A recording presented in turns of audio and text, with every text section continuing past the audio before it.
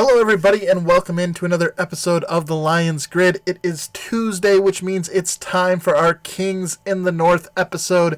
Going to be diving in here, taking a look at the standings not only in the NFC North, but in the NFL at large here through Week 10. Kicking things off, let's go ahead and, I guess we can talk about what happened this past week.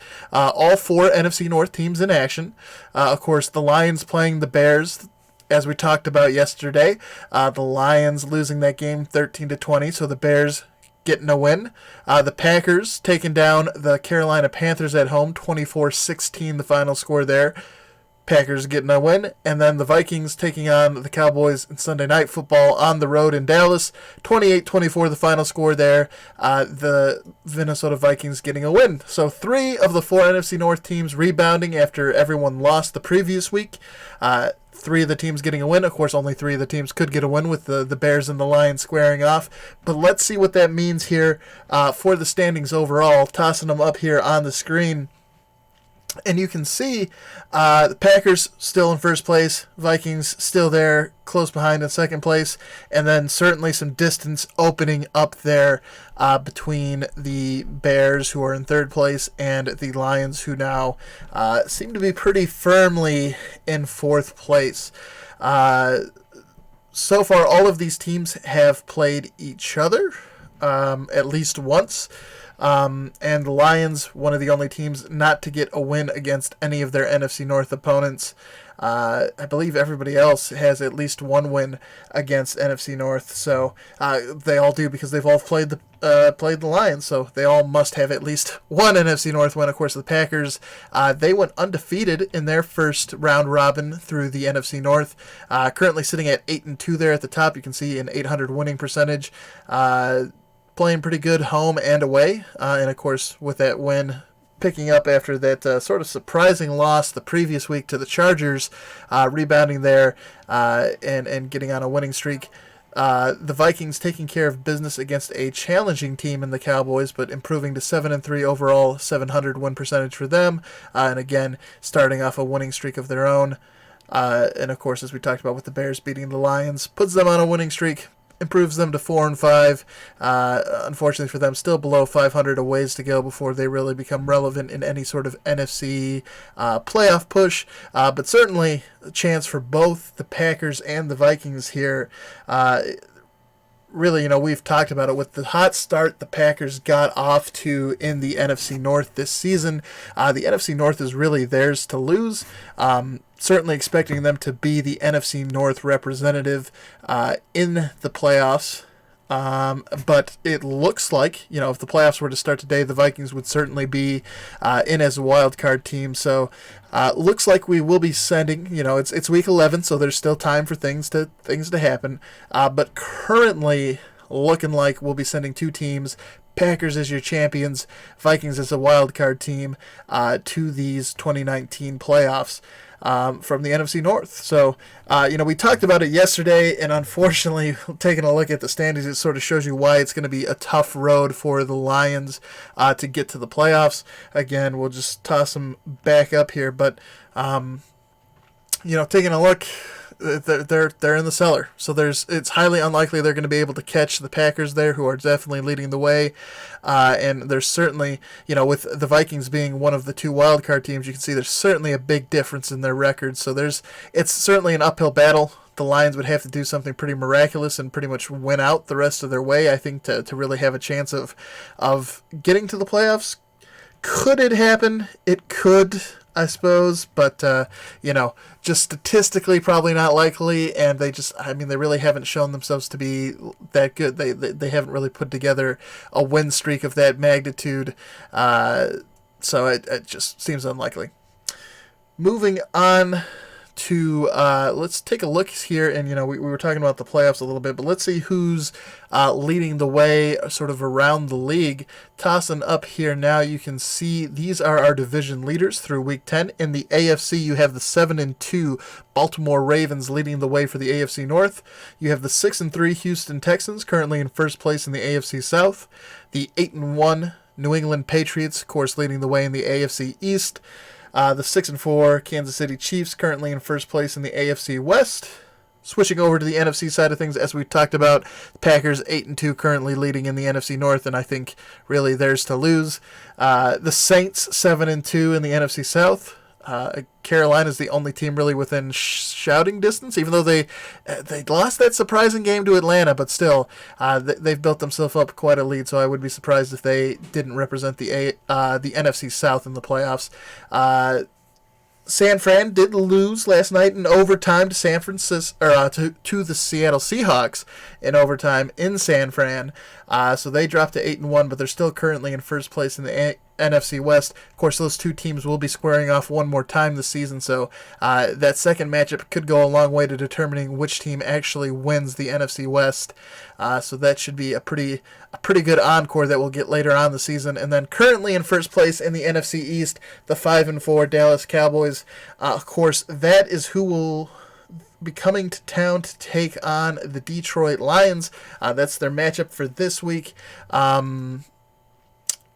It's going to be interesting to see how that goes. I think obviously the big thing that's going to determine whether or not, the Lions have a shot in this game is whether or not Matthew Stafford's back there behind center. I mean, Jeff Driscoll didn't play awful, but let's face it, Stafford was having an MVP sort of caliber season. If he's not back there behind center, he was really one of the only bright spots on a team that has been kind of lackluster.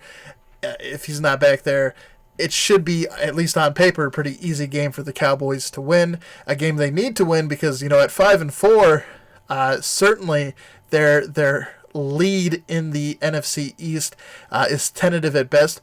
The Eagles are also 5-4, and obviously it's just a one-game losing streak there for the Cowboys, but the Eagles have a little bit of momentum. They're on a 2-game winning streak, so going to be very important for the Cowboys to take care of business against Detroit. Really, I think even if Stafford does play, you're probably favoring the Cowboys in this one. But certainly you feel much better about the Lions' chances with Stafford behind center than Jeff Driscoll, even though he did, he didn't play awful, but, he don't really have a whole lot of expectations for him to really lead the team. Taking a look at the rest of the matchups, we already talked about the Cowboys and the Lions squaring off.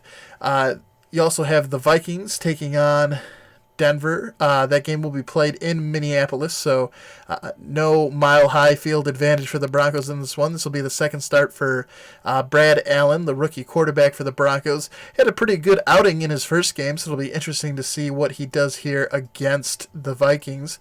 They're a pretty solid team, so it should be a pretty good way to gauge whether or not that first game was a fluke or not. And then the Bears will actually be traveling to Los Angeles to play the Rams. The Rams, of course, lost two of their starting linemen this past weekend and did not look good in that game against the Steelers. I would still probably favor the Rams in this game because I just, that offense for the Bears, they showed a few signs of life this past weekend against the Lions, but I feel like that's just something that can happen when you play the Lions defense.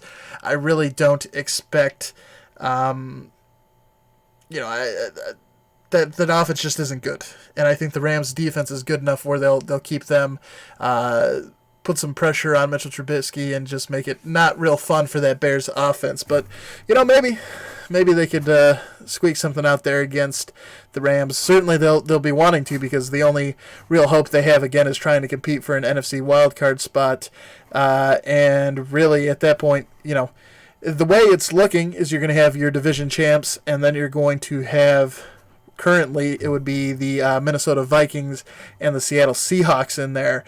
So it looks like whoever's going to come second in the NFC North and whoever comes in second in the NFC West are going to be your two wildcard teams. And everybody else that wants to try and get in there, they need to make up some ground. So it's an important game for the Rams. It's an important game for the Bears. Like we talked about, it's an important game for the Cowboys, because even if, let's say, they somehow end up losing, they end up losing the lead in the NFC East and the Eagles get in, well, they still need a win to help try and make it so that they can, again, try and wrestle one of those two wild card spots away from the Vikings or the Seahawks at this point. It's, like I said, it's going to be interesting to see what happens. Conceivably, you could have either the Packers or the Vikings representing the NFC North, and you could have either the 49ers or the Seahawks representing the West, and then whichever team comes in second would be your, in those two divisions would be your wild card teams. But that looks like how it's shaping up. But I guess weirder things have happened. They could surprise us, but I think that's. I think it's pretty safe here heading into Week 11 to say that's what the playoff picture looks like currently. Barring some big injuries or some major changes in the landscape, I feel pretty comfortable predicting that to be the sort of the teams that'll be involved. It's kind of hard to figure out where I'd seed them all, but I think those will be the characters you'll be seeing at least in the playoffs. But yeah, as far as the NFC North is concerned in general, good to see most of the teams rebound. Like I said, obviously, all the teams couldn't get a win this week because two of them were squaring off, but they all lost in Week 9, so good to see them get wins here in Week 10. And for the Lions, we talked about it yesterday. They're sort of stuck in this weird purgatory where you're kind of damned if you do, damned if you don't. Not really sure what to expect, what the ceiling is for this Bob Quinn, Matt Patricia regime. I don't know if giving them another year is going to help things click. Even if it clicks, what does, how far is that going to go? I don't know. I do know that if you bring in a new regime, you're basically starting everything back over, and it'd be real disappointing to have another, looking at the Lions through my existence, they had Barry Sanders, who's their best running back. They've had Calvin Johnson, their best receiver in team history. They have Matt Stafford, who's their best quarterback in the team history. I'm not saying he's, a Hall of Fame quarterback. I think he's got the numbers to be. He doesn't necessarily have the wins to be. But he is certainly the best quarterback the Lions have ever had. And it looks like at the end of the day, they might end up squandering that. And he was having one of the best seasons of his career. So you have your best QB ever having one of his best seasons, and it's not looking like the season's going to come out very positive. It's depressing. It's certainly a weird limbo, and it just not a great time to be a Lions fan, really, because you're not really sure, how bad it's going to be, how bad the season's going to be. Not sure how long Matt Stafford might be out. It could be, he could play this week. He could not play this week. It could be a couple of weeks. And if he misses a couple of weeks, do you even bother bringing him back, or do you just sort of pack it in for the season? There's a lot of scenarios, a lot of what ifs, but none of them really are that positive. So it is what it is, unfortunately, but doesn't make for very cheerful conversation. But Packers, Vikings, they've been in control of pretty much the NFC North all season long. They did exactly what me and Joe wanted the Lions to do. Come out, they started strong, they've asserted dominance, they've kept up the pace, and that's what we were looking for the Lions to do. Obviously that hasn't been what's unfolded, but there's always next year. Always next year. All right, that's going to do it for today's episode. If you did enjoy the show, please do help the channel grow. Hitting that like button, or if you haven't done so yet already, subscribing to the channel are the two best ways to help support us. We do have a goal of reaching 100 subscribers so we can unlock the custom URL for the YouTube channel. If you haven't done so, we're making pretty good progress, but we need your help. So please consider subscribing to the channel if you haven't done so. I'm Kevin Marheine. We'll be back later this week with some more episodes. If you do subscribe and want to be alerted when we're going live, you can go ahead and ring that bell. Oh, the bell's going to be over there. Just go ahead and ring that. It'll alert you on either your desktop or your mobile device when we're going live with the next video. And until then, I'm Kevin Marheine. This has been the Lions Grid. We'll catch you during the next video. Peace.